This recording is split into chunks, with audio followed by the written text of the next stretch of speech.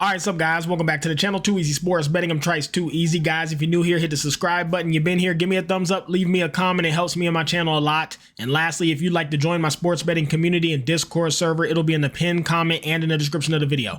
All right, so yesterday was great. I don't have a picture of it. It was really well. I went 8 wins, 3 losses. I didn't get many plays in. I was super busy, but and a lot of stuff just didn't get filled. But the ones that did, I got extreme value, went 8 and 3 and went up a lot of units.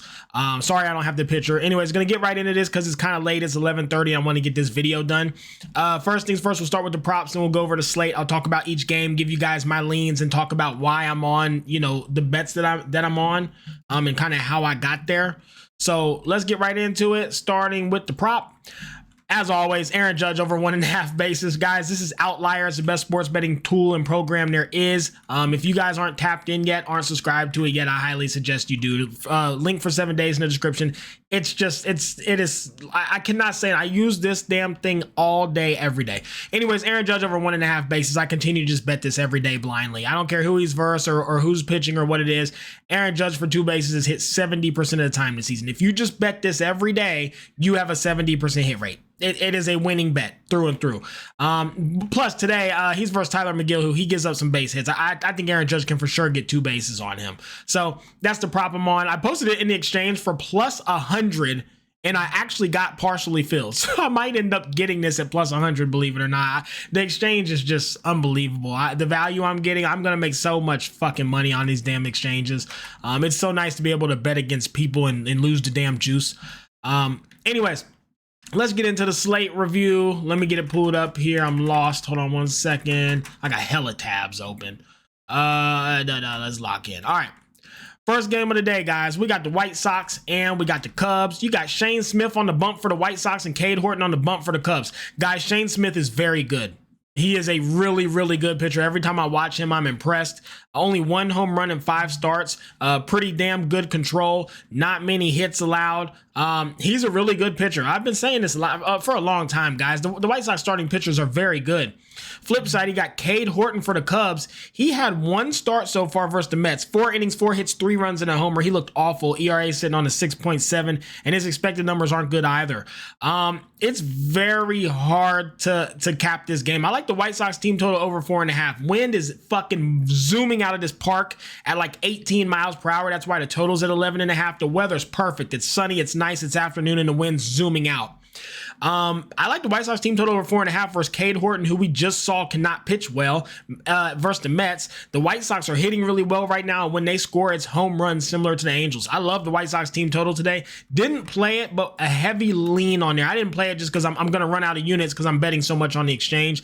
But if I end up having leftovers when things don't get filled, I will end up betting the White Sox team total over 4.5. I love to play. Next game, Guardians and the Reds. You got Tanner by B for the Guardians, and then for the Reds, you got Brady Singer. So, guys, Tanner by B, he's pretty damn manageable, pretty good. He goes 6-7 innings, averages 5 hits a game, which is excellent. Doesn't walk much. He's a really, really good pitcher. Dude is lights out. Flip side, he got Brady Singer. He's ass. He is ass. Oh, man, he sucks. He gets shelled. He gives up home runs. He gives up walks, tons of hits. I have no trust in Brady Singer at all. I would lean the Guardians typically, but I'm actually leaning to over 8.5. And the reason being is this is another game where, first of all, it's beautiful here in Ohio, Cincinnati, Dayton area. It's beautiful. It's where I live. I mean, it's so nice. It's like 70, 80 degrees, sunny as can be. And the wind is blowing left field out of Great American Ballpark. It's such a home run friendly park. It's so hitter friendly. Weather's perfect. The ball is going to be flying today. I think 8.5 is way too low, and the price is getting pushed down. Soon it's going to be up to 9.5 on most books. I get the Reds don't hit well. I know Tanner Bybee's good, but I'm telling you, this park with the wind blowing out and the weather, the ball just flies. It would be very, and again, if they can even get on base, the Reds always score because they have so much speed. And I know the Guardians are going to score on Brady Singer, so I think this 8.5 gets covered effortlessly. I'm going to end up betting it. I didn't get it. I didn't put the bet out there yet, but I'm quite sure the more I look at this and seeing the line move down, I'm going to try to get a really good price on the exchange. Over 8.5 for me, or just lean the Guardians money line, but I will be careful fading the Reds at home at Great American Ballpark when it's 80 degrees, sunny, and a wind blowing out to left field. I will be careful fading the Reds. I think your safer bet is the over. That's just my opinion, but Guardians or the over for me. Next game, Pirates versus the Phillies. Andrew Haney on the bump for the Pirates and Ranger Suarez on the bump for the Phillies. Now, guys, this one, you guys might be like, what the fuck? Because I'm on the Pirates plus 1.5 at plus 115. At least that's what I'm trying to get it filled at on the exchange. If I can't get it filled at that price, then so be it. I don't have to bet it. But I do really like the Pirates today, and I think this gets filled because people love the Phillies. Here's the thing. Something's fishy about this game. Something just doesn't make a lot of sense. And I'm going to try to show you guys. Let me see if I can show you guys real quick what I'm talking about here. Let me pull up Outlier tab and kind of give you guys my thoughts on this and why it's not making sense to me and why this, sometimes you got to follow the money and always check games like this when they're so lopsided. So let me pull this up here. This should show my screen. Okay. So this is the Pirates and the Phillies. Now, if you look, this is Outlier again. You can look at line movement. So why am I on the Pirates and what got me there? Because everybody's on the Phillies. If you go to here and you look at the line movement, this shows 95% of money being on the Phillies with 86% of the bets being on the Phillies. So basically, everybody's betting the Phillies. The Phillies line started at plus 100. Okay, that was yesterday. It was plus 100-ish around there for the spread. Now it's at minus 105. This line barely moved. It moved 5 cents from plus 100 to minus 105 with 95% of the money, all the money pouring onto the Phillies. It went from plus 100 to minus 105 right now. 5 cent line movement with 95% of the money. But then if you go to the Pirates to cover the plus 1.5, there's nobody betting this. No one. 5% of people, 14% of the public bets with 5% of the money coming on to the Pirates. They opened at minus 110, minus 107 was kind of where it stabilized. So minus 107 is what you'd have had to take. Now it's at plus 100 at the worst, or at the best price you can get. But it was still floating around minus 102, plus 100, so it's barely even money. You have to explain to me in a world where there's 95% of money and 95% of bets and 95% of the public is betting on the Phillies, but they only move 5 cents more favored. And then to get the Pirates, who open at minus 105, stabilize 107, and now they're plus 100 at best, 7 cent movement. When you have 95% of bets on one side, the Pirates should be plus 115, 120, 125 to cover this spread. It doesn't make any sense. What this tells you for sure is somebody somewhere, there is a lot of big sharp bettors betting on the Pirates to cover this 1.5. They know something. They don't trust Ranger Suarez. I don't know what it is, but line movement like this almost always guarantees that there are sharp bettors on the Pirates side because the price is not right. So for me, I already like the Pirates anyways. They've been really good in some of these tough spots, and I don't like fading them versus good teams. And when I see that sharp bettors literally have to be, because otherwise, I mean, at this point, they're like not tempting you to bet the Phillies. They're almost begging you to bet the Phillies, saying, look, everybody's on this and look how good the price is. The price isn't moving. Please bet the Phillies, keep the money coming on. The books are begging you to bet the Phillies with the pricing. So sorry for this long rant, but this is something I look at when I'm doing my bets. I wanted to show you guys, I've never showed you, but the books are begging you to take the Phillies. Look, it's only moved 5 points. 95% of the money's on here, and you only got to pay. It's only moved 5 cents. You can still get a great price. They're begging you to bet the Phillies, begging you. And with the line barely getting better for the Pirates, they're begging you not to bet the Pirates. Because if you don't know nothing and you look at that, there's no incentive to bet the Pirates whatsoever. You look at that and you're like, oh my God, Phillies all day. I'm on the Pirates. I'm on the Pirates plus 1.5, and I'm going to get that bet filled. That is where I'm at. Okay, guys, that's my rant. I'm going to speed run through the rest of this shit. Next game. My bad. And Andrew Haney's looked excellent, and Ranger Suarez had one good start, one bad start, but I still don't trust him. I think the Pirates get to him today, and Andrew Haney has been really, really good in my opinion. I'm a fan of his. I think he does just fine versus these Phillies today. All right, Next game, you got the Nationals and you got the Orioles. You got Mackenzie Gordon, Cade Povich. Guys, battle of the bums, in my opinion. Cade Povich is really bad. Mackenzie Gordon, in my opinion, is really bad. He walks a lot. He gets hit a lot. He gives up home runs. He's given up 6 home runs in 5 games. I have no idea how his ERA is a 3.5. He looks terrible every time I see him. He's always in trouble and he's always in bad situations. I don't like him. Cade Povich walks a lot, hits a lot, home runs, 5, 7, 8 home. 8, 10, is that 10 home runs? 3, 5, 7 home runs in 5 starts. That's really bad. Pretty much everybody's hit him with ease and he walks too much. The battle of the bums, pick your poison, maybe lean the over, but I don't trust the Orioles to score a damn run. I have no idea how to cap this game. It's a fade with a slight lean to the over for me.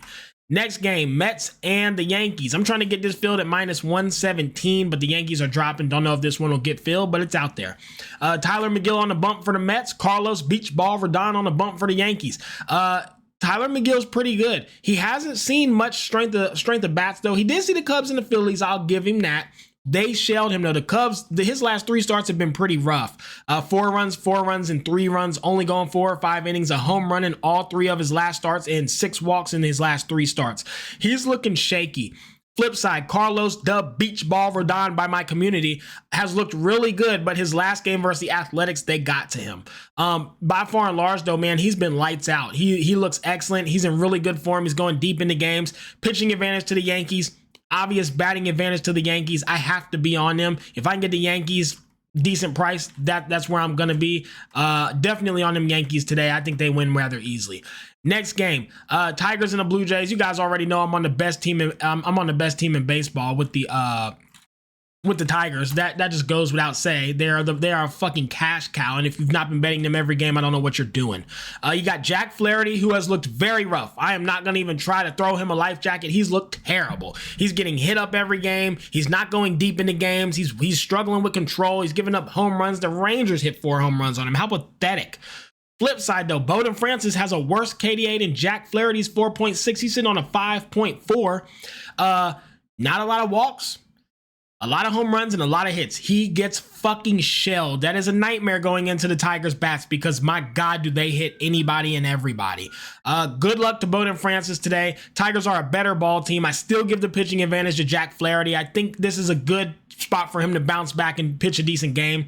If he fails here, he's 3 strikes and out for me. I won't back him anymore. But the Tigers bats are just so much better than the Blue Jays. Their defense is better. Everybody on that team contributes. They're the best team in ball, and I'm on the Tigers money line if I can get them for a good price. Trying to get around -102.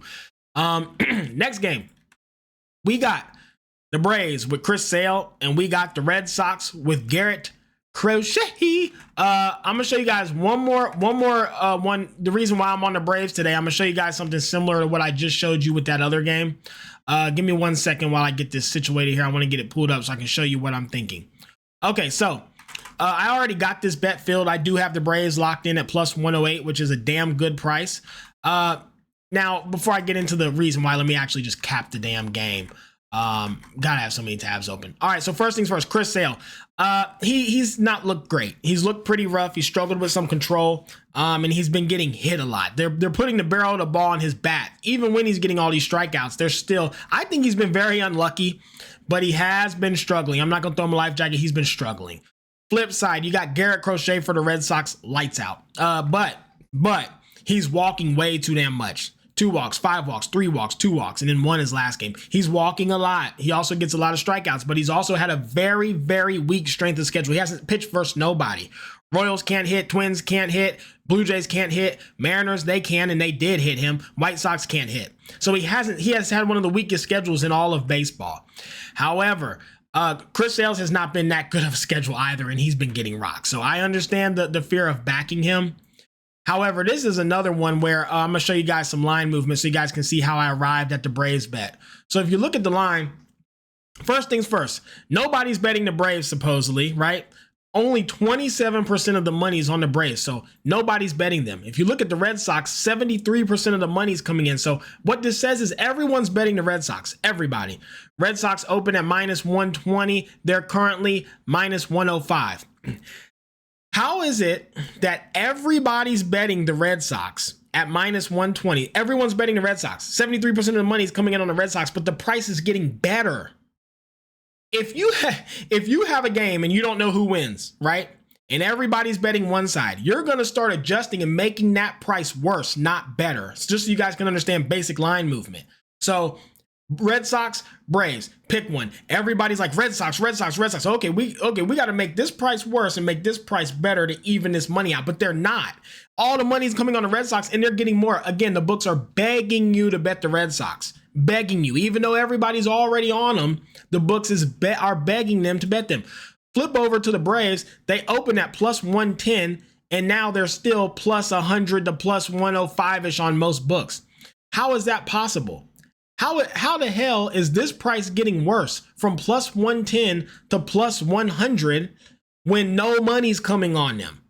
So you have this side not getting bet, but the price is getting better, are getting worse. And this side, everybody's betting, but the price is getting better.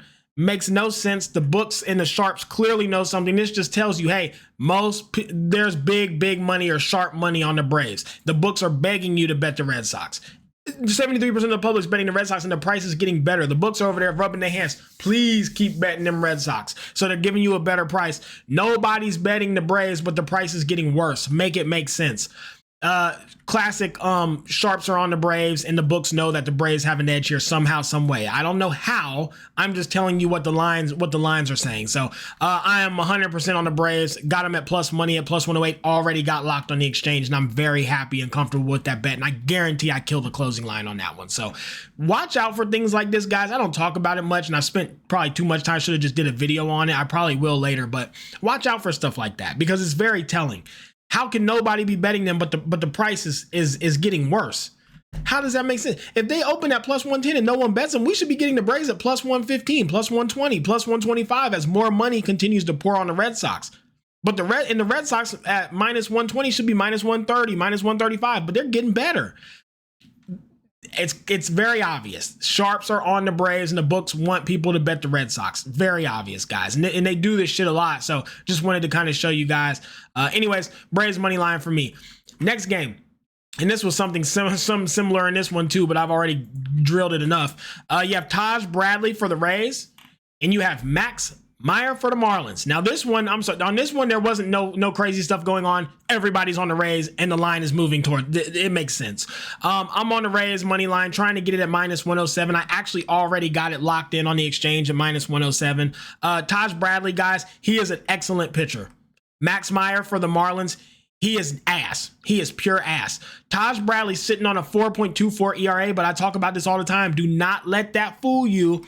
His strength of schedule is ridiculous. He probably has Yankees, D-backs, Royals, Yankees, Brewers. The guy doesn't get a fucking break. The only bad team he's seen is the Royals. He's got 2 or 3 walks a game, which when you're versus the Yankees and the D-backs, the Brewers, that's expected. 2 runs a game recently, 4 or 5 hits a game. And frankly, only 5 home runs in 5 games with the Yankees twice, the D-backs, the Brewers, and the Royals. So he is an excellent pitcher. Excellent. You can't ask for more with such a strength of schedule. The guy don't get a fucking break. Flip side, Max Meyer, he is ass.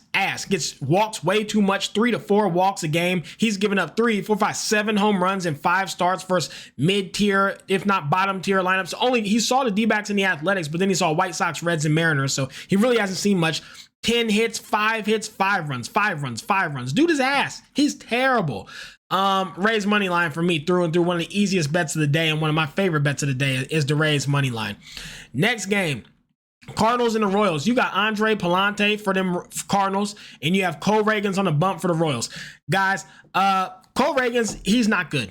He is not good. At first I thought he was very manageable. He's ass. He's getting about 2 walks a game. He's seeing bottom of the bucket lineups, Red Sox, White Sox, Rockies. Everybody's shelling him. Everybody's scoring on him. He's walking too much and getting hit too much. Maybe a little bit of unluck in there. I won't say that he's not been unlucky. The only good team he saw was the Tigers, and he went 4 innings with 6 hits and 5 runs. They murdered him.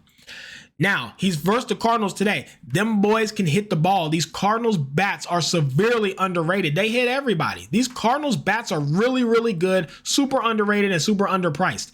Now, Andre Palante, I'm not going to throw him a life jacket. He's ass. He walks too much, gets hit too much, too many home runs. And he hasn't seen much strength of schedule either. There's not much to say good about him. But all I can say is I think this pitching matchup is relatively even, but I give a massive batting advantage to the Cardinals. Royals can't score. They can't hit the ball. They cannot score on anybody. So if you're going to give me first five with an even pitching matchup on a team who has a big batting advantage, I think the Cardinals lose this game late because their bullpen shit. But I think Andre can come in here and deal versus the Royals, at least keep it close, if not be ahead early, because the Cardinals are always capable of hitting home runs and getting on base. They have great at bat. Cardinals are so good. Low key, they're excellent, man. I love backing them, and they've been very good to me. Cardinals first five plus half a run at plus money. I've already got this locked. I actually got this one on FanDuel last night, so I still use direct books for some plays. Like first fives, they don't have on the exchange, so I grabbed it up on FanDuel. Next, a lot of fades coming up, guys. Next game, you got the Astros and the Rangers. You got Lance McCullers Jr. and Nathan Eovaldi. I'm choosing to stay away from this one. I don't know how to read this Lance guy yet. He's looked like shit, but I don't know how bad he actually is. Nathan's very good. He's had a really strong strength of schedule. He might be one of the best pitchers in baseball. He's lights out versus pretty much everybody. That said, I just don't trust the Rangers bats at all. I don't trust them to score. I just hate backing teams who can't score. They do probably cover this spread, but I will not take a team who can't score to win by 2, so it's a fade for me. But heavy lean to the Rangers on the spread or even their team total over. Next game, Twins and the Brewers, Joe Ryan and Chad Patrick. This is another fade for me, guys. Joe Ryan is a great pitcher, not much on the strength of schedule, but super manageable, 2.7 ERA, very good. Flip side, Chad Patrick, 3.1 ERA, much stronger strength of schedule than Joe Ryan, and he's excellent as well. Neither of these guys get hit too much. Neither of these guys walk too much. They're both just really good. It's hard to get a read here. The bats are pretty similar. No way to cap this game. It's a fade for me. Next, guys. You got the Mariners and you got the Padres. Logan Evans for the Mariners and Stephen Koliak for the Padres. Look, Stevens looked really good. He went 9 innings versus the Rockies, 5 hits, no runs, shut him out. Then he saw the Pirates, 5 innings, 4 hits, no runs, shut him out. That said, there's two of the bottom of the bucket teams, you know. I mean, Pirates actually can hit though, but so it's kind of impressive, but the Rockies are awful, so I don't know how much emphasis to put on that. Flip side with Logan Evans. He had a really bad game versus the Blue Jays. His last game, 5 innings, 3 hits, 3 runs, a homer, 2 walks. Game before that, Rangers, 5 innings, 10 hits, 6 runs, 6 runs, but only 1 earned with 2 walks. And even the Marlins got to him, so I do not trust him at all. I think he is ass, and I think this price makes no sense. I'm trying to get the Padres at minus 129 filled. I think I got a partial fill on the exchange, but not full yet. If I don't get it, so be it. I need at least a 3 or 4% edge on any bet I make, so I do the math, put the price in, and if I get it, I get it. If not, not. But I love the Padres today. It's a heavy lean towards them. Pitching advantage and a slight batting advantage right now. The next game, guys, is the Rockies and the D-backs. These are going to be quick. Nothing to talk about. It's too favorited for the D-backs. They're minus 425. Ignore the game. Don't bet it. There's no way to get a read. Next game, Angels and the Dodgers. You got Jack Kanowskis and Dustin May. I try to get the Dodgers minus 1.5 and minus 135. These bats are just on fucking fire. There's no other way to put it. Like, I don't even care who's pitching. I don't care what's going on. These Dodgers bats are so alive right now. When they're hot, they are fucking hot. If you can get a 1.5 for a decent price, take it. I wouldn't do the 2.5 because Dustin May is pitching and the Angels can hit. So if they get a hold of some, they might be able to keep it within 2 or 3 runs, and why sweat it? But if you can get the Dodgers by 2, I'd be very comfortable with that. I'm trying to get it at minus 135. And then the last play of the day, guys, is one of the weirdest ones to me that makes absolutely no sense. You have the Giants with Logan Webb on the bump, and you have the Angels with their best pitcher, J.P. Sears. Guys, the Angels, when JP Sear pitches, are 5 wins, 0 losses. He saw the Yankees. He saw the Rangers twice. He has looked excellent. Only 2 home runs in 5 starts. Only 4 home runs in 5 starts. He's hardly been hit. He's gone 5-6 innings of excellent shutout pitching baseball. Flip side, you have Logan Webb for the Giants, and I'm not going to even sit here and try to plead a case. He's excellent as well. 1 home run in 5 starts, a lot of strikeouts, not many walks, not many hits. A lot of hits, but no hard contact and no runs. Guys, contact pitchers like Logan Webb are a ticking time bomb. I would be very nervous versus him with backing him versus a team who can hit. His strength of schedule has been very weak. He saw Angels, he saw the Rockies, he saw the Twins, the two teams, and he saw the Brewers, and he did really well. But the Padres are one of the most competent teams he saw. He went 5 innings with 9 hits and 5 runs. Now he's versus an Athletics team who's getting 10 to 15 hits a fucking game. There is no world where the Athletics cannot win this game. There's no world where it should be priced like this. And contact pitchers versus heavy hitting teams are always a gamble. So if I can get this around plus 185, 192, I will be all over the Athletics as my underdog play because, first of all, I don't think the Giants are that much better than the Athletics. The Athletics bats are so good.